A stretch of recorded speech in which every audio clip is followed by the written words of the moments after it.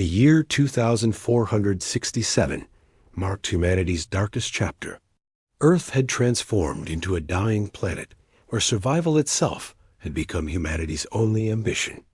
Every passing day brought temperatures that pushed life closer to its final breath. Metropolitan areas that once thrived with millions now lay as scorched wastelands, consumed by relentless heat. The forests that had sustained countless generations were reduced to nothing but ash and memory. The atmosphere itself had turned hostile. With vegetation completely eradicated from the planet, humanity clung to existence through artificially generated oxygen. This synthetic lifeline kept people breathing. But the long-term effects were devastating, slowly poisoning the very bodies it was meant to preserve. Civilization teetered on the brink of total collapse. Yet against all odds, one fortified settlement remained operational. Desperate refugees streamed toward this last bastion of survival. Within this settlement lived a man named Ethan White. He wasn't a brilliant scientist working on breakthrough solutions, nor was he a military strategist planning humanity's survival. His responsibility involved maintaining the settlement's critical power infrastructure, the singular system that provided both electrical power and breathable oxygen to the entire population. A single mistake on his part could trigger a catastrophic chain reaction that would doom everyone. Each night found him working in the subterranean depths, shielded from the sun's deadly radiation that made surface life impossible during daylight hours. On this particular day, Ethan performed his duties inside the suffocating heat of the underground tunnel system. As a specialized high-voltage technician, he routinely put his life at risk while stabilizing the massive nuclear reactor that served as the settlement's beating heart. When the work shift concluded, the crew assembled for departure. The shift supervisor regarded him with cold indifference and posed the question to the group about who would assume the additional workload. The supervisor showed no hesitation in terminating the elderly worker on the spot and redistributing the entire. Every person wore oxygen masks as a matter of survival. Automated machines and surveillance drones navigated between the towering structures, creating a constant backdrop of mechanical noise that had become the new normal. Without warning, the elderly worker seized Ethan's arm, desperately pleading for his position to be reinstated. His children were suffering from illness, and without employment, his family faced certain death. Jack, Ethan's closest friend, immediately intervened to protect him from the confrontation. Before the situation could escalate further, the entire settlement froze in collective horror. A man had doused himself in flammable liquid and ignited himself, screaming that oxygen reserves must be preserved for future generations before the flames consumed him. His final words echoed through the stunned crowd before fading into an uncomfortable silence. The following day brought another painful reminder through the news broadcasts.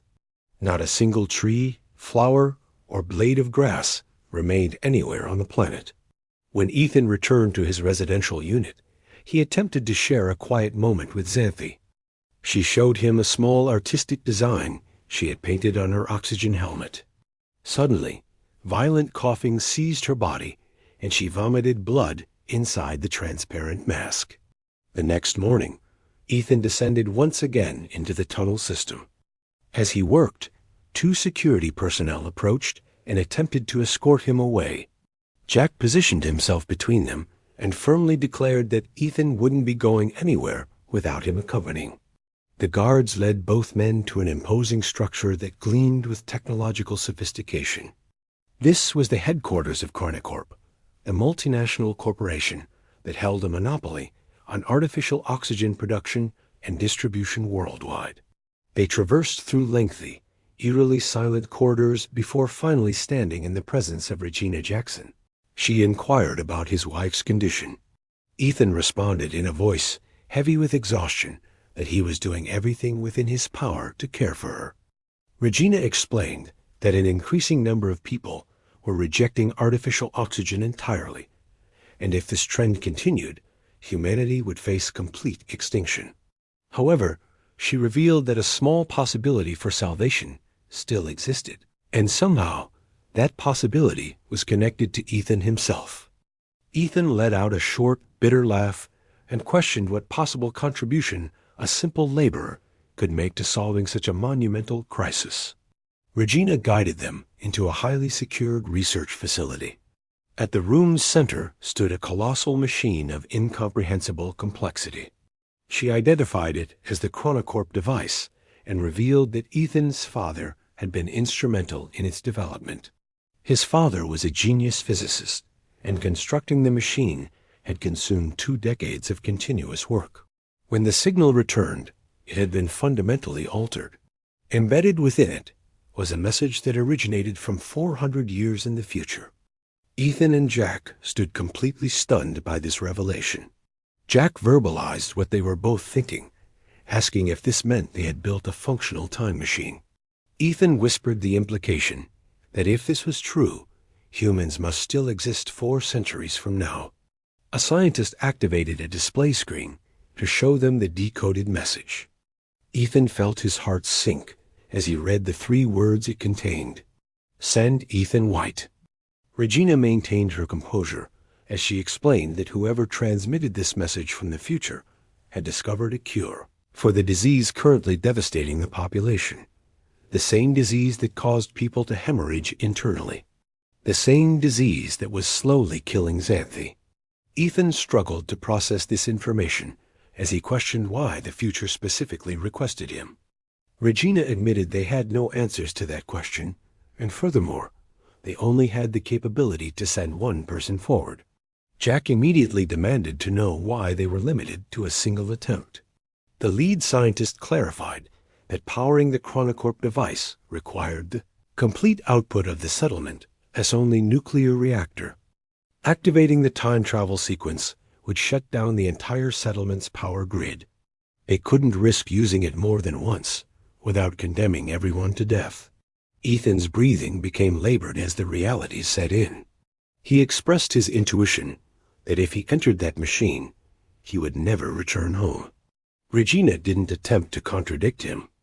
She confirmed that while they possessed the technology to send him forward through time, they had no method to retrieve him. Ethan stared at her with growing understanding of the impossible choice being presented.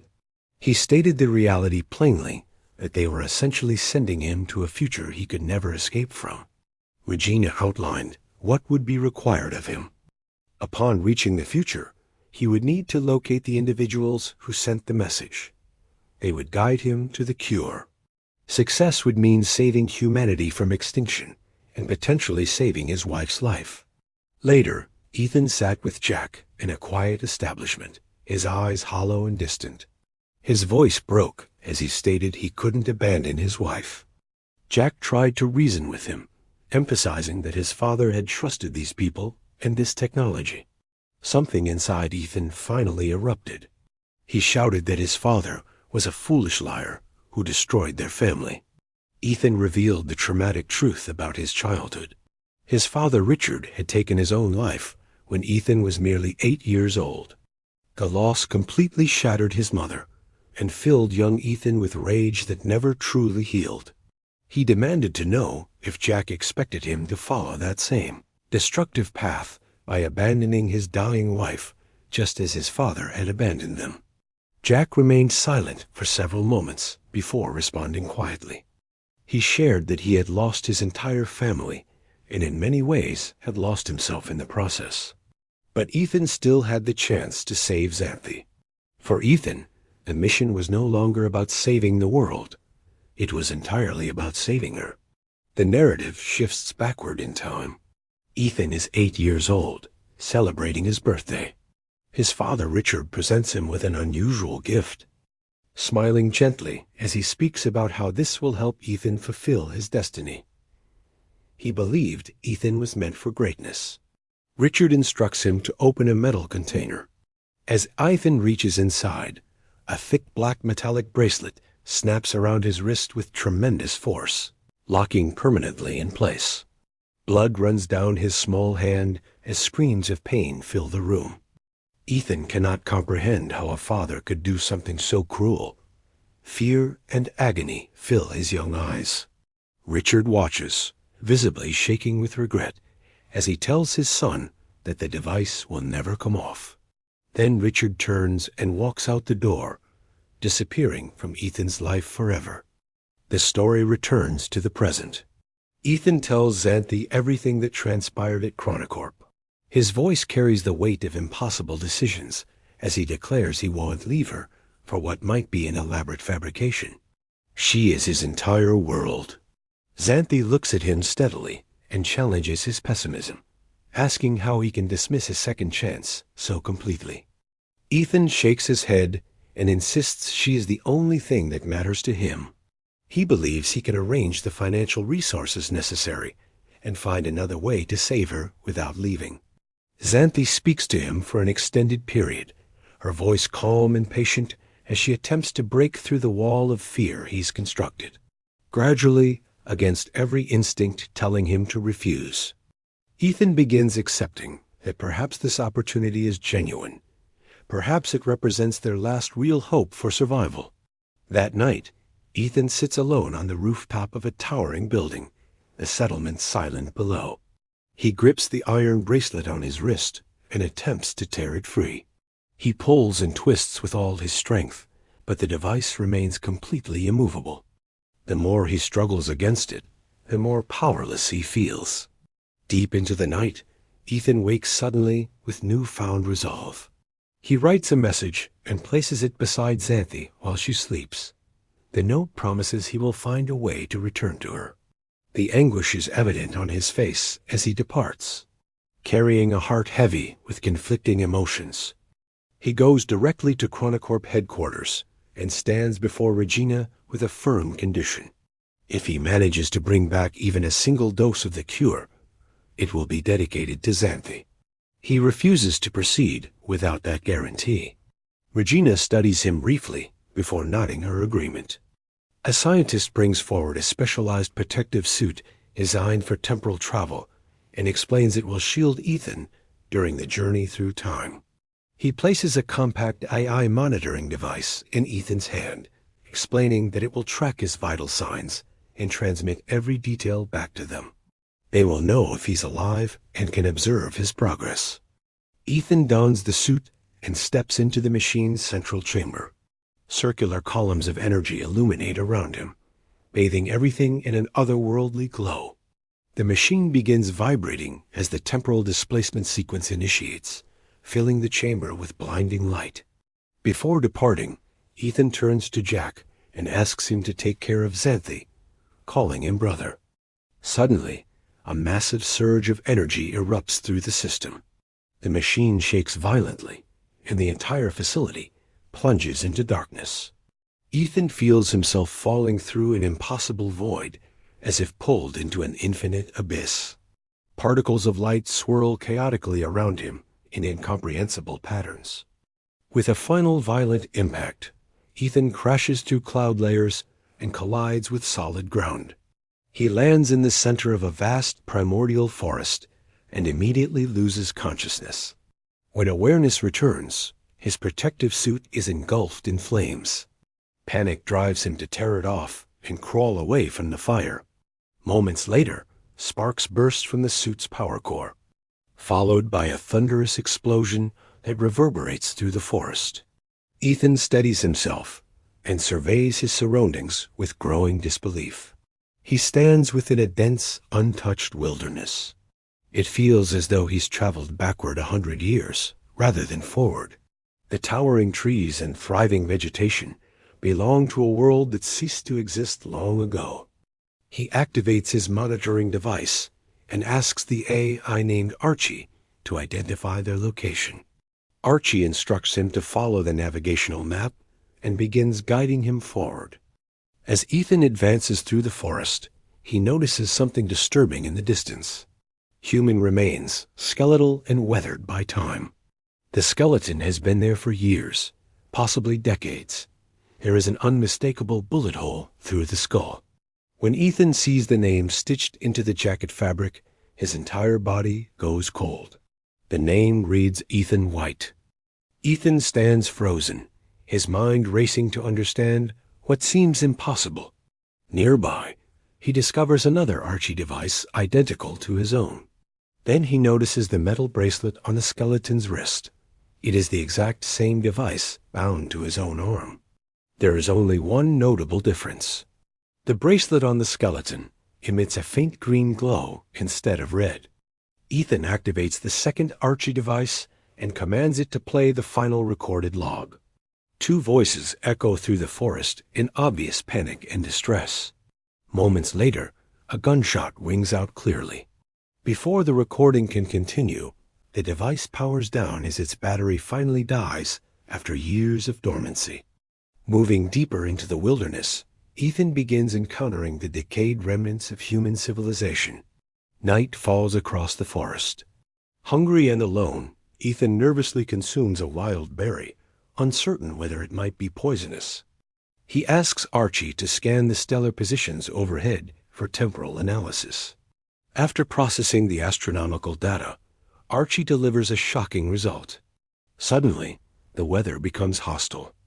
Lightning tears across the sky, and heavy rain begins falling.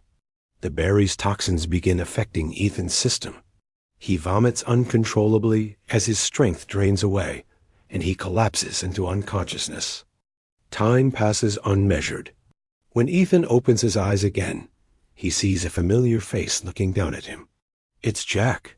Back in 2067, the scientists at Corp, monitoring Ethan's vital signs, realized he had entered critical condition. With only minimal energy reserves remaining in the reactor, they powered the time machine one final time and sent Jack through the temporal rift. Jack explains that the machine had just barely enough power for one last jump, which is how he managed to reach this distant future.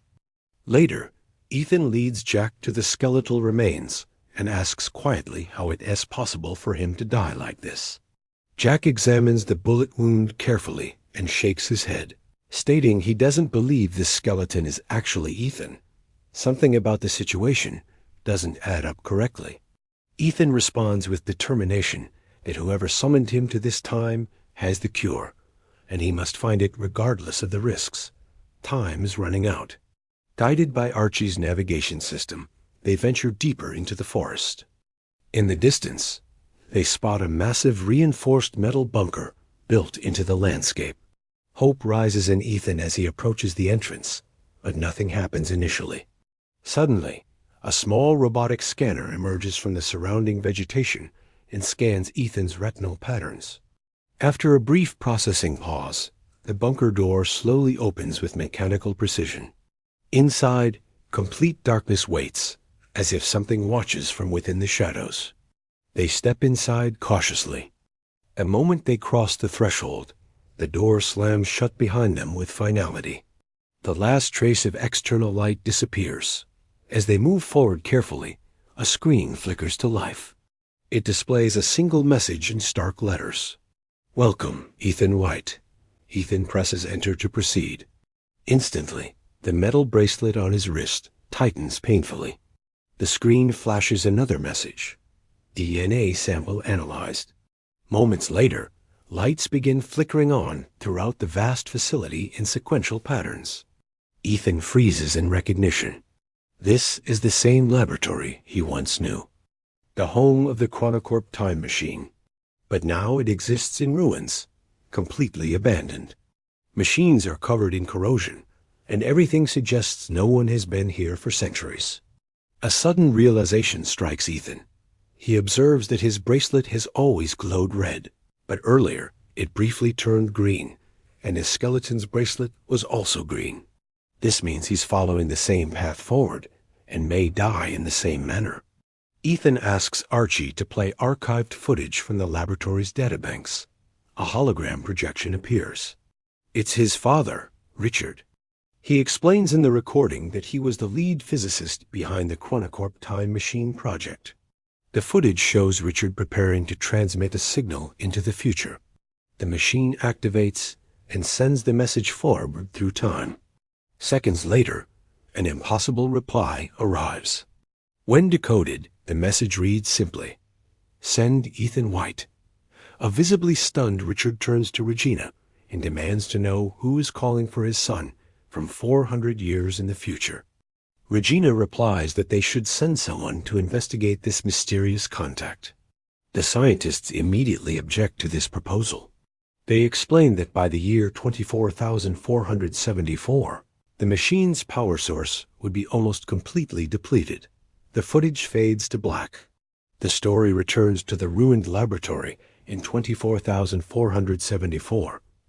Ethan and Jack stand in contemplative silence when a warning alarm suddenly blares through the facility.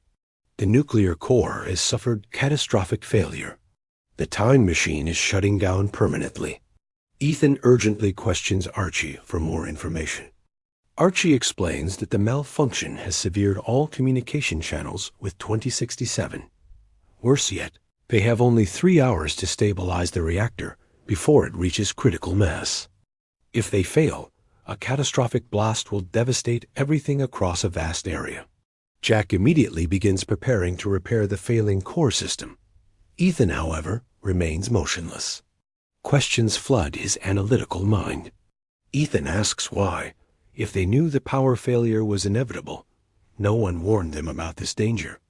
And if they truly wanted to help humanity, they could have sent a trained doctor or skilled soldier. Why specifically send him, a simple laborer?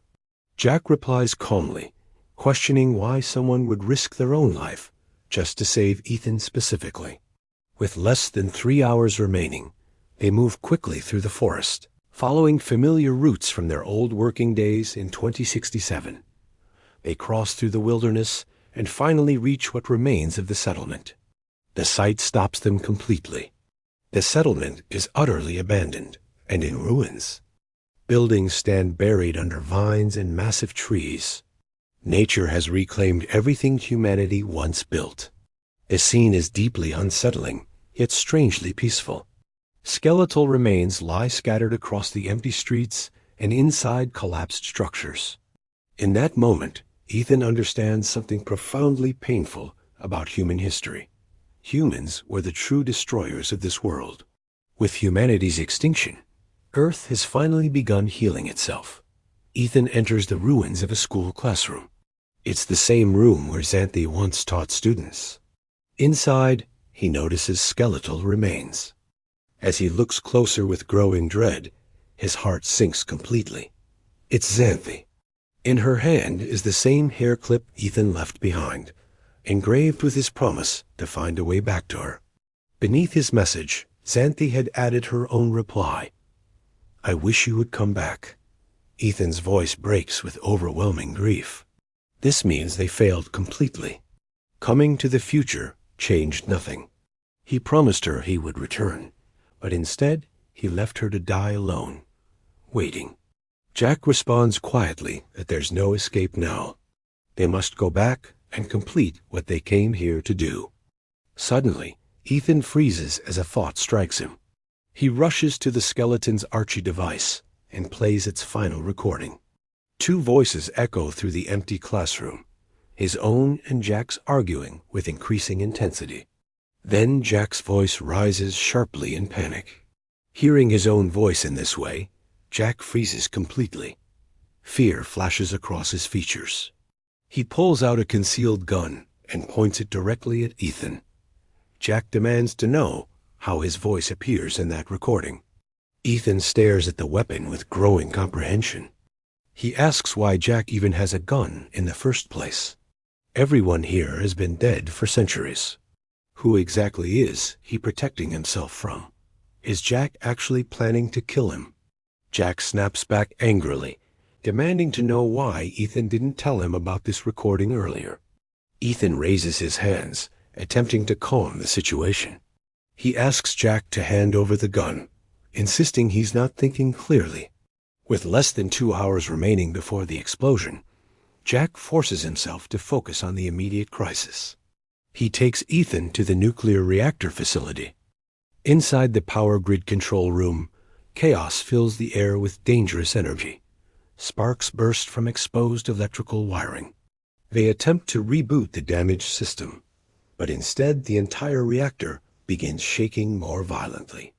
Suddenly, the heavy containment door starts closing automatically. Ethan becomes trapped inside the reactor room. Jack struggles desperately to prevent the door from sealing, but it closes completely.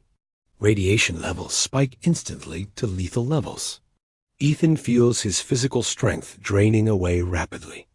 With everything he has left, he pulls a critical lever and collapses to the floor. After a tense moment, Jack smashes through the observation glass, rushes inside the contaminated room, and drags Ethan's body out to safety. Slowly, Ethan regains consciousness. The reactor has stabilized successfully. Power is restored to the facility. They return to the main laboratory area. The time machine is operational once more. Ethan's eyes fall upon an iron door he hadn't noticed before. He opens it and recognizes the same corridor where he first discovered his skeletal remains. Confused and deeply shaken, he doesn't understand why his future corpse was lying just outside the laboratory entrance. Back inside the main lab, Ethan removes the battery from his own Archie device and connects it to the skeleton S-depleted Archie unit, restoring its power. Then he speaks his realization aloud. He understands now that the future is already written and unchangeable. They aren't altering events. They're simply moving through predetermined sequences. Earlier, when Jack aimed the gun at him but didn't fire, Ethan thought his death had been avoided. But his skeleton still lies in that corridor. He looks at Jack directly. This means nothing they've done has changed anything. No matter what actions they take, the ending remains fixed. They return to 2067. Jack shoots him, and he lies dead in that corridor for 400 years. Jack says nothing in response. Instead, he activates the old Archie device they recovered. A video recording begins playing. It clearly shows Jack pointing a gun at Ethan and pulling the trigger without hesitation. Jack shakes his head in panic denial, insisting he would never do such a thing. He's trying to save Ethan, not kill him. But Ethan has only one goal remaining, returning to his wife. Jack argues that life exists here in this future. Going back would be absolute madness. They cannot save everyone from extinction. The argument spirals, completely out of control. Jack suddenly begins sabotaging the power grid systems. Enraged by this betrayal, Ethan locks him inside the control room. Shaken and desperate for answers, Ethan activates old video footage his father left behind. Richard appears on the screen, speaking directly to his son across the centuries. He says he built this time machine specifically for Ethan, to give him a chance at a better future. Ethan's eyes fill with tears as he watches. Another recording begins playing automatically. Richard frantically calls his wife, urgently telling her to come to the laboratory immediately with Ethan. They don't have much time remaining. Richard had uncovered the devastating truth. Regina never planned to save the world or humanity. Her real objective was escape for a select few.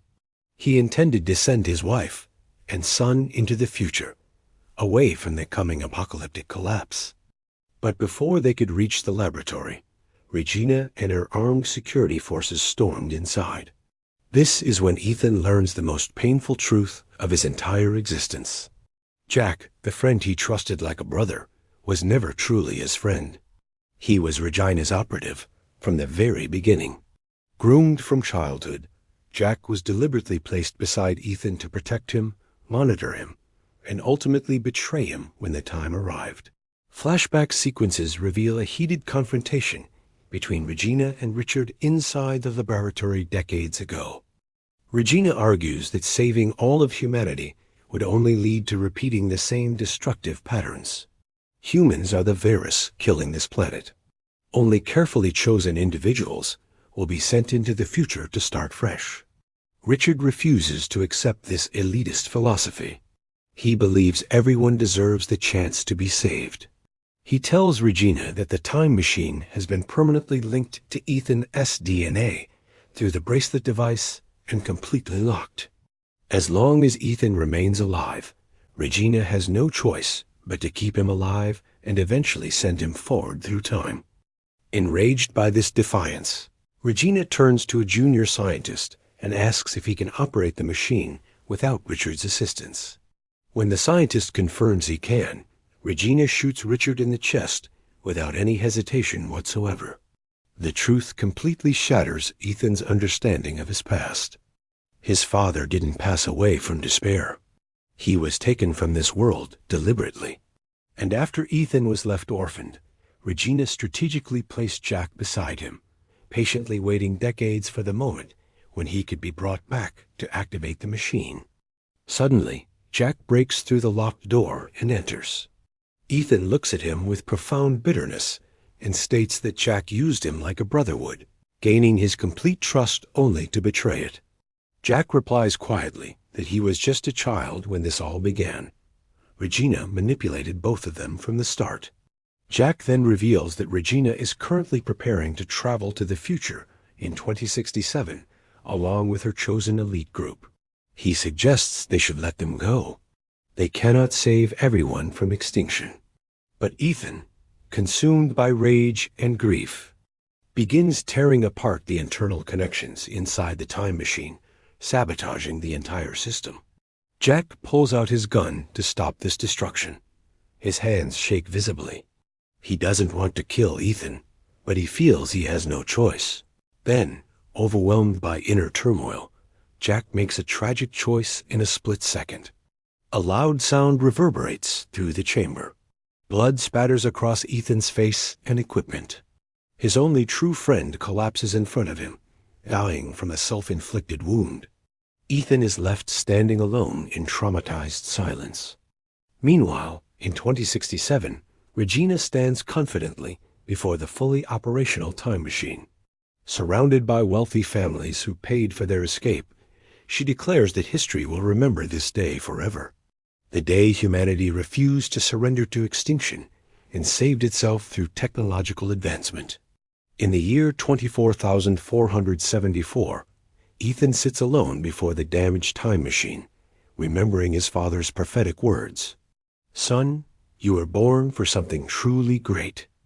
Ethan completely shuts down Regina's sin-planned journey to the future and types a new message into the system. "Send Ethan White."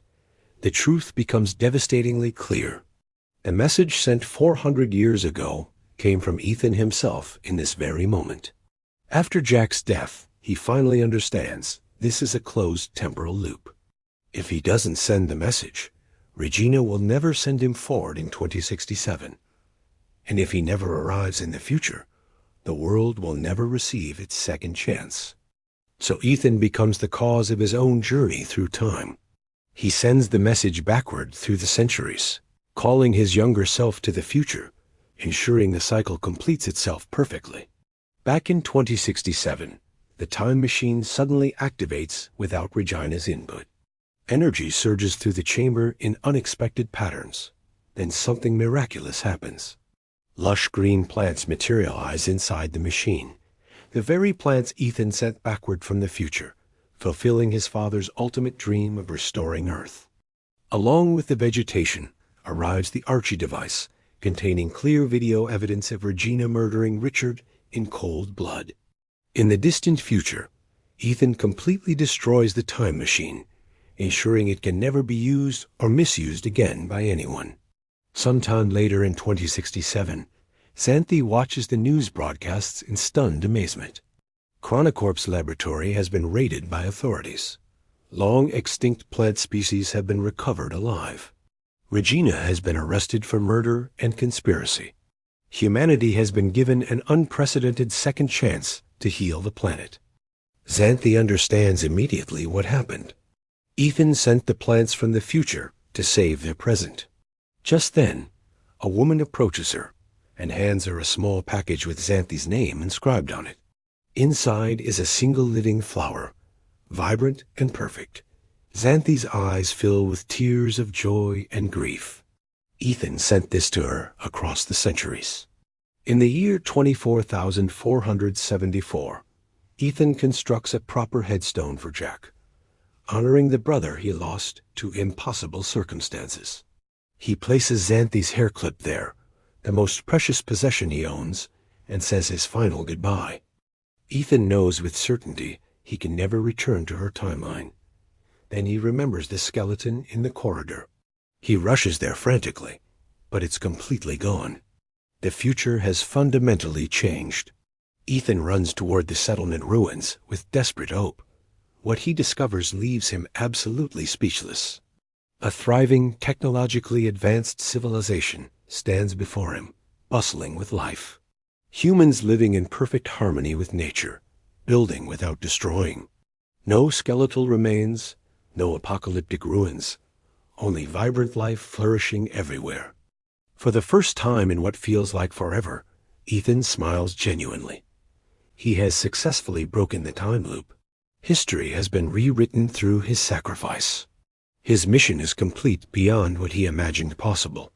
Though he could never return to Zanthy in his own time, he gave her something infinitely greater than his presence.